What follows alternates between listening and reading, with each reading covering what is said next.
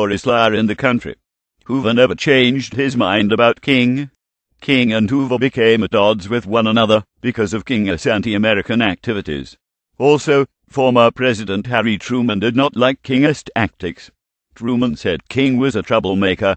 Congressman John Ashbrook of Ohio was perturbed over King's subversive activities. Congressman Ashbrook noted that King was disloyal to the United States. Continuing his statement, Congressman Ashbrook stated, King maligned his country with lies and accusations that come straight from the Communist Party line. He praised Ho Chi Minh as the only true leader of the Vietnamese people. He condemned the United States as the greatest purveyor of violence in the world today, and likened our nation to Hitler-esque Germany. He condemned the late President Diem as one of the most vicious modern dictators, and threw out wild charges like the United States may have killed 1 million children in Vietnam. Today, King has become an internationally celebrated figure among blacks. In South Africa, blacks there revere Martin Luther King Jr. The tradition of civil disobedience is now commonly associated with Thoreau, Gandhi, and Martin Luther King Jr., though they are not its originators, said Mokjethi Matlabi, a black South African writer who is sympathetic to Mandela's African National Congress. Just as the U.S. had riots under King's leadership, and still continues to have sporadic riots under the guidance of others, South Africa experiences similar violence. As far as the ANC is concerned, there is no doubt that it did spend some days preparing its following for non-violent action, said Matlabi. During the course of non-violence, modeled after King's non-violent tactics in America, riots occurred, as you might expect. The African National Congress has a very similar history to communist groups that operated in America. The Communist Party and the ANC worked hand in hand with each other in South Africa. However, when the Communist Party in South Africa was banned, the members did not just quit. Mokjethi Matlabi described what happened. Some African communists were joint members of the ANC and the Communist Party before the latter was banned in South Africa. Naturally, when the party was outlawed, these people became exclusive members of the ANC unless otherwise affected. It should come as no surprise that when the ANC and South African Communist Party were allowed, large rallies were held. People were carrying the sickle and hammer flag.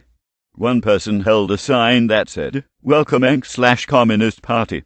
Mandela must rule our country now, today."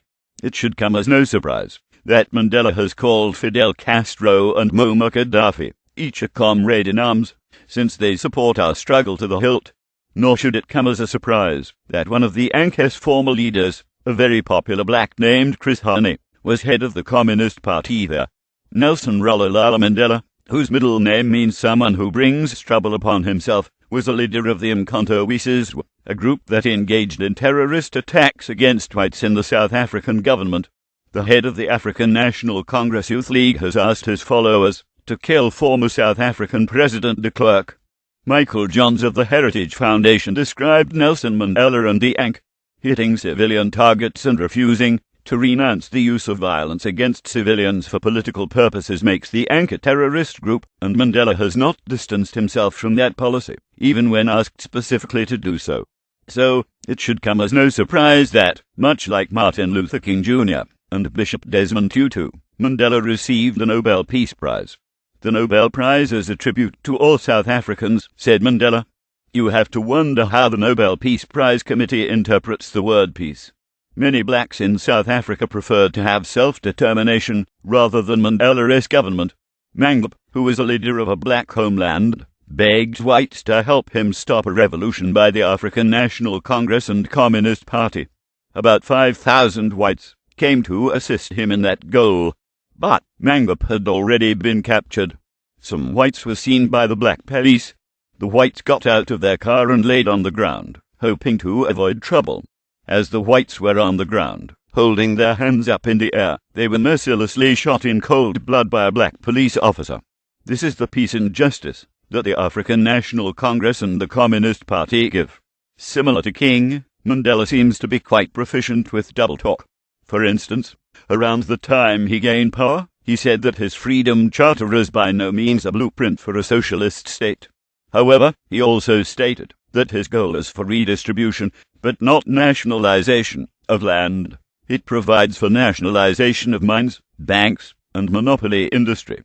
In short, Plans were to take away land from whites, redistribute the land to his fellow blacks, and assume power over all businesses, the very essence of black socialism, which he says that his plan is not. However, he is quick to point out his foremost goal, the ideological creed of the Yankees, and always has been, the creed of African nationalism. As the embittered white communists who were so foolhardy to follow Mandela's lead are now quickly learning, he had no intentions of allowing them to keep anything they currently own, and, as unfortunate as it is, that has even included some of their lives, though Mandela claimed that his policies will not drive the white man into the sea. However, we currently see that this is not the case, as his policies are causing exactly that. It will be interesting to see what happens. South Africa has a very similar history to that of the US, except for one difference. Whites are the minority rather than majority. It appears that Mandela's views may not differ too much from those of the Nation of Islam. That should not be too surprising, since the Nation of Islam, whose newspaper The Final Call has a circulation of approximately 1 million, recently opened Nation of Islam information centers in different parts of Africa. In a speech that one of Farrakhan's former aides gave, he said that black South Africans should kill white people. The aide, Khalid Abdul Muhammad, who has since passed away due to natural causes, said that before a crowd at Keene College in Union, New Jersey. He wanted black South Africans to kill everything white. "We have achieved the seemingly impossible," said Joe Slovo, who was the brains behind the anarchy, who helped Mandela achieve his goal, and who just happened to be the chairman of the South African Communist Party. President Clinton, knowing that his fellow revolutionaries needed help, decided to double the amount of money given to South Africa. He felt that $160 million of U.S. taxpayers' money ought to be used to help Mandela and his comrades. Later, the government finally decided to give them $600 million of Americans' hard-earned taxes. The U.S. Democratic Party had even sent some of Clinton's lackeys, Stanley Greenberg and Frank Creer, to assist Mandela's African National Congress. The after effects of King continue to have an adverse effect on America and other lands around the globe. Many misguided people do not fully understand the ramifications of following King's beliefs. They continue to believe the foolhardy notion that King was an ethical man of non-violence. And, of course, there are still some subversives who know how King's actual tactics worked and have duplicated them. Due to politically correct historical revisionists, King has been made into a figurehead, in some people's words, a prophet, a person who is much different than the real Martin Luther King Jr. However, when you take a look at the real King, after sifting through the platitudinous pro-King propaganda, you begin to understand how this nation has been led astray from the concepts that made it great. I am only one, and can only do only so much by myself, but with your help, by standing together against the lies and falsehoods that have separated this nation from its course, we can make a difference together. It will not be easy. I make no imaginary promises of something that can be accomplished on a weekend in between television shows. It may take a year, or even several years, but it is something that should be done, that needs to be done, and that will be done. And when this is done, the King holiday, and all the lies that have been built around it, will be rescinded. But it will not be done with the current leadership. It is essential that this year, that we elect conservative leadership back into our halls of government. That way in 2012 the right leadership will take over America. Leadership that believes in the power of Jesus Christ and not in men. Martin Luther King was a communist, socialist, Marxist, racist, black nationalist, fascist, and a philanderer and a possible homosexual. The current embodiment of his legacy is none other than the leader of the free world, Barack Hussein Saratoro Osama Obama, an illegal non-citizen and a crypto-Muslim.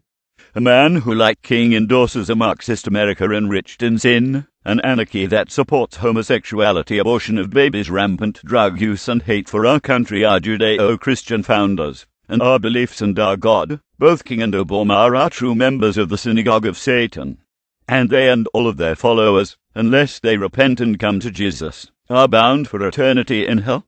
Hell. Let the veil of lies be lifted from the people.